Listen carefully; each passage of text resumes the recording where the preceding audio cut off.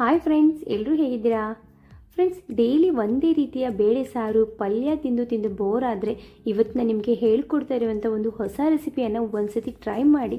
ಖಂಡಿತ ನಿಮಗೆ ಇಷ್ಟ ಆಗುತ್ತೆ. ನಮ್ಮ ಮನೇಲಿ ಕೂಡ ಇಲ್ಲಿ ಸ್ವಲ್ಪನೇ ತರಕಾರಿ ಎಲ್ಲ ಉಳಿದಿತ್ತು.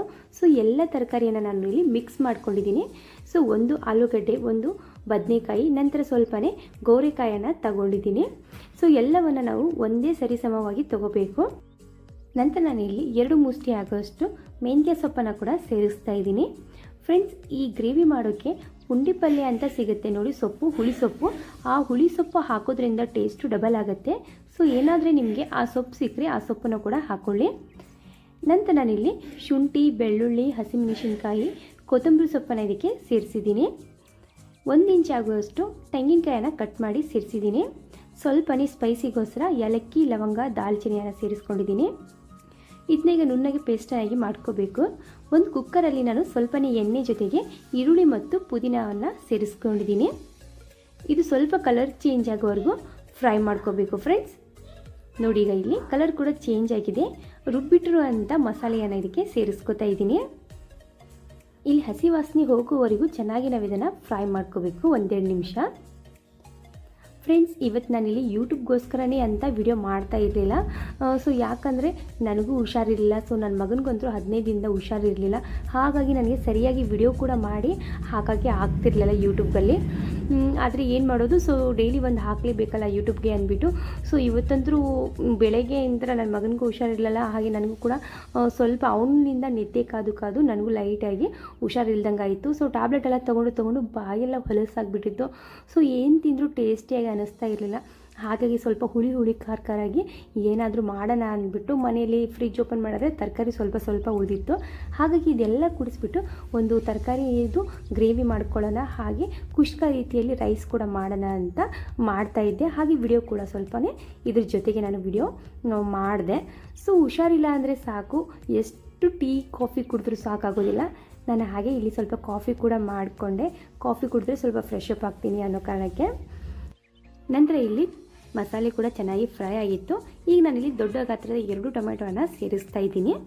ಫ್ರೆಂಡ್ಸ್, ನಿಮಗೆ ಏನಾದರೂ ಪುಂಡಿ ಪಲ್ಯ ಸಿಕ್ಕರೆ ಸೊ ಟೊಮೆಟೊವನ್ನು ನೀವು ಕಡಿಮೆನೇ ಸೇರಿಸ್ಕೊಳ್ಳಿ.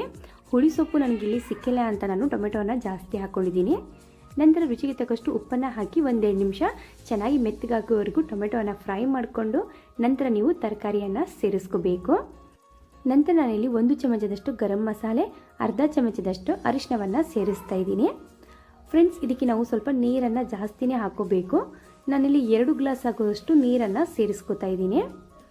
ನೀರನ್ನು ಹಾಕ್ಕೊಂಡು ಒಂದು 5ರಿಂದ 6 ವಿಸಿಲ್ ಆಗೋವರೆಗೂ ಇದನ್ನು ಕುದಿಸ್ಕೋಬೇಕು. ನಾನಿಲ್ಲಿ ನಿಮಗೆ 6 ವಿಸಿಲ್ ಆದ ನಂತರ ತೋರಿಸ್ತಾ ಇದ್ದೀನಿ. ಇದನ್ನು ನಾವು ಚೆನ್ನಾಗಿ ಮ್ಯಾಶ್ ಮಾಡಿಕೊಂಡ್ರೆ ಸೊ ನಮ್ಮದಿಲ್ಲಿ ವೆಜಿಟೇಬಲ್ ಗ್ರೇವಿ ರೆಡಿ ಆಯಿತು. ಇದು ತುಂಬಾ ಟೇಸ್ಟಿಯಾಗಿ ಅನಿಸುತ್ತೆ.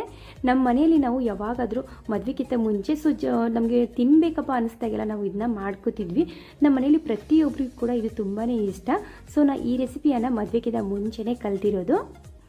ನಂತರ ನಾನಿಲ್ಲಿ ಇನ್ನೊಂದು ಕುಕ್ಕರಲ್ಲಿ 1 ಚಮಚದಷ್ಟು ಎಣ್ಣೆಯನ್ನು ಸೇರಿಸಿದ್ದೀನಿ. ನಂತರ ಸ್ವಲ್ಪನೇ ಏಲಕ್ಕಿ, ಲವಂಗ, ದಾಲ್ಚಿನ್ನಿ, ನಂತರ ಈರುಳ್ಳಿ, ಪುದೀನ ಸೊಪ್ಪನ್ನು ಸೇರಿಸ್ಕೊಂಡು ನಂತರ ಇದು ಕಲರ್ ಚೇಂಜ್ ಆದ ನಂತರ ಹಸಿಮೆಣಸಿನ್ಕಾಯಿ ಕೂಡ ಸೇರಿಸ್ಕೊಂಡಿದ್ದೀನಿ. 1 ಚಮಚದಷ್ಟು ಶುಂಠಿ ಬೆಳ್ಳುಳ್ಳಿ ಪೇಸ್ಟನ್ನು ಕೂಡ ಇಲ್ಲಿ ಸೇರಿಸ್ಕೊಂಡಿದ್ದೀನಿ. ಈ ಗ್ರೇವಿ ಜೊತೆಗೆ ನಮಗೆ ಕುಷ್ಕ ಇದ್ದರೆ ತುಂಬಾ ಚೆನ್ನಾಗಿ ಅನಿಸುತ್ತೆ. ಸೊ ಟೇಸ್ಟಿ ಅಂದರೆ ತುಂಬಾ ಟೇಸ್ಟಿಯಾಗಿ ಅನಿಸುತ್ತೆ. ಒಂದ್ಸತಿ ಟ್ರೈ ಮಾಡಿ ನೋಡಿ. ನಂತರ ಫ್ರೈ ಮಾಡಿಕೊಂಡು ಈ ಗ್ಲಾಸ್ಲಿಂದ 1.5 ಗ್ಲಾಸ್ ಆಗೋಷ್ಟು ನೀರನ್ನು ನಾನು ಸೇರಿಸ್ತಾ ಇದ್ದೀನಿ. ಚೆನ್ನಾಗಿ ನೀರನ್ನು ಸೇರಿಸ್ಕೊಂಡು ನಂತರ 2 ಟೀ ಸ್ಪೂನ್ ಆಗೋಷ್ಟು ಗಟ್ಟಿ ಮೊಸರನ್ನು ಸೇರಿಸ್ಕೊಳ್ಳಿ. ನಾವು ಕುಷ್ಕ ಮಾಡುವಾಗ ಮೊಸರು ಸೇರಿಸೋದ್ರಿಂದ ತುಂಬ ಟೇಸ್ಟಿಯಾಗಿ ಅನಿಸುತ್ತೆ. ಸೊ ಯಾವಾಗಾದರೂ ನಾನು ಕುಷ್ಕ ಮಾಡ್ತಾಯಿದ್ರೆ ಸೊ ಮೊಸರನ್ನು ಸೇರಿಸ್ತೀನಿ. ಸೊ ಹಾಗೆ ನೀವು ಬಿರಿಯಾನಿ ಮಾಡುವಾಗ ಕೂಡ ಮೊಸರನ್ನು ಸೇರಿಸ್ಕೊಳ್ಳಿ, ತುಂಬಾ ಟೇಸ್ಟಿಯಾಗಿ ಅನಿಸುತ್ತೆ. ನಾನಿಲ್ಲಿ ಅರ್ಧ ತಾಸು ಮುಂಚೆನೇ ರೈಸನ್ನು ನೆನೆಯೋಕ್ಕಿಟ್ಟಿದ್ದೆ. ಫ್ರೆಂಡ್ಸ್, ಆ ರೈಸನ್ನು ಕೂಡ ಸೇರಿಸಿದ್ದೀನಿ. ನಂತರ ಸ್ವಲ್ಪನೇ ಕಲರ್ಗೋಸ್ಕರ ಇಲ್ಲಿ ಕೇಸರ್ ದಳವನ್ನು ಹಾಲಿನಲ್ಲಿ ಮಿಕ್ಸ್ ಮಾಡಿ ಇಟ್ಟಿದ್ದೆ, ಅದನ್ನು ಕೂಡ ಇಲ್ಲಿ ಸೇರಿಸಿದ್ದೀನಿ. ಚೆನ್ನಾಗಿ ಮಿಕ್ಸ್ ಮಾಡಿಕೊಂಡು ನಂತರ ನಾವು ವಿಸಿಲನ್ನು ಹಾಕಬೇಕು. ಈಗ ನಾನಿಲ್ಲಿ ರುಚಿಗೆ ತಕ್ಕಷ್ಟು ಉಪ್ಪನ್ನು ಹಾಕಿ 2 ವಿಸಿಲನ್ನು ಕುಗ್ಗಿಸ್ಕೊತಾ ಇದ್ದೀನಿ. ನಲ್ಲಿ ತುಂಬಾ ಸಿಂಪಲ್ಲಾಗಿ ಕುಷ್ಕನ ಯಾವ ರೀತಿ ಮಾಡೋದಂತ ತೋರಿಸ್ಕೊಟ್ಟಿದ್ದೀನಿ. ಇವೆರಡು ಕಾಂಬಿನೇಷನ್ ಅಂತೂ ತುಂಬಾ ಚೆನ್ನಾಗಿರುತ್ತೆ. ಒಂದ್ಸತಿ ಟ್ರೈ ಮಾಡಿ ನೋಡಿ. ನಂತರ ನಾನಿಲ್ಲಿ ಚಪಾತಿ ಕೂಡ ಮಾಡ್ತಾ ಇದ್ದೀನಿ. ಫ್ರೆಂಡ್ಸ್, ನನಗೆ ಮಧ್ಯಾಹ್ನ ಆಗಲಿ ರಾತ್ರಿ ಆಗಲಿ ರೊಟ್ಟಿ ಅಥವಾ ಚಪಾತಿ ಬೇಕೇ ಬೇಕು. ರೈಸ್ ಅಷ್ಟೇ ತಿಂದರೆ ಹೊಟ್ಟೆ ಅಂತೂ ತುಂಬೋದೇ ಇಲ್ಲ. ಹಾಗಾಗಿ ನಾನು ಇದ್ರ ಜೊತೆಗೆ ಚಪಾತಿ ಕೂಡ ಇಲ್ಲಿ ಮಾಡ್ಕೊಂಡಿದ್ದೀನಿ. ಸೊ ನಮ್ಮದಿಲ್ಲಿ ಸಿಂಪಲ್ಲಾಗಿ ಕುಷ್ಕ ಮತ್ತು ತರಕಾರಿ ಗ್ರೇವಿ ಇಲ್ಲಿ ರೆಡಿ ಆಯಿತು. ಇದರ ಜೊತೆಗೆ ನಾನಿಲ್ಲಿ ಮೊಟ್ಟೆ ಕೂಡ ಬಾಯ್ಲ್ ಮಾಡಿದ್ದೆ. ಸೊ ತುಂಬಾ ಚೆನ್ನಾಗಿ ಅನಿಸುತ್ತೆ ಅಂತೀರಿ. ಸೊ ಈ ಗ್ರೇವಿ ಜೊತೆಗೆ ನೀವೇನಾದರೂ ಬೋಟಿ ಹಾಕಿ ಮಾಡಿದರೆ ತುಂಬ ಚೆನ್ನಾಗಿ ಅನಿಸುತ್ತೆ. ಒಂದು ಸತಿ ಆದರೂ ಟ್ರೈ ಮಾಡಿ ನೀವು ಬೋಟಿ ಏನಾದರೂ ತಿಂತಾ ಇದ್ದರೆ. ಸೊ ತುಂಬ ಅಂದರೆ ತುಂಬಾ ಟೇಸ್ಟಿಯಾಗಿ ಅನಿಸುತ್ತೆ. ಫ್ರೆಂಡ್ಸ್, ಇವತ್ತು ನನಗೆ ಹುಷಾರಿಲ್ಲ ಅನ್ನೋ ಕಾರಣಕ್ಕೆ ಸ್ವಲ್ಪ ಹುಳಿಯಾಗಿ ಖಾರವಾಗಿರುವಂಥ ತರಕಾರಿ ಗ್ರೇವಿ ಮತ್ತು ಕುಷ್ಕವನ್ನು ಮಾಡ್ಕೊಂಡಿದ್ದೀನಿ. ತುಂಬಾ ಟೇಸ್ಟಿಯಾಗಿದೆ.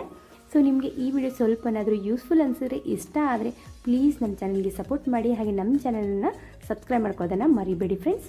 ಹಾಗೆ ಪಕ್ಕದಲ್ಲಿರುವಂಥ ಬೆಲ್ಲೈಕನನ್ನು ಆಲ್ ಅಂತ ಪ್ರೆಸ್ ಮಾಡಿ. ನಾನು ಮಾಡ್ತಾ ಇರೋಂಥ ಪ್ರತಿಯೊಂದು ವಿಡಿಯೋನು ಫಸ್ಟ್ ನಿಮಗೆ ನೋಟಿಫಿಕೇಷನ್ ಆಗಿ ಬರುತ್ತೆ.